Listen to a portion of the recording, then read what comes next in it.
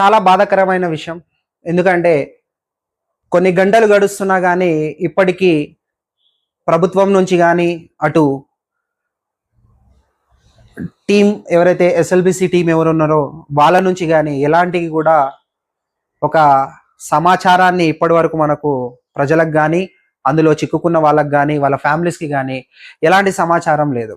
దీన్ని బట్టి అర్థమవుతుంది ఇది ఒక తెలంగాణ రాష్ట్రానికి సంబంధించిన సమస్య కాదు. ఇది మొత్తం భారతదేశానికి సంబంధించిన సమస్య. ఎందుకంటే చాలా ఉన్నతమైన అధికారులతో కూడిన ఒక మండలి దీన్ని పరీక్షిస్తుంది.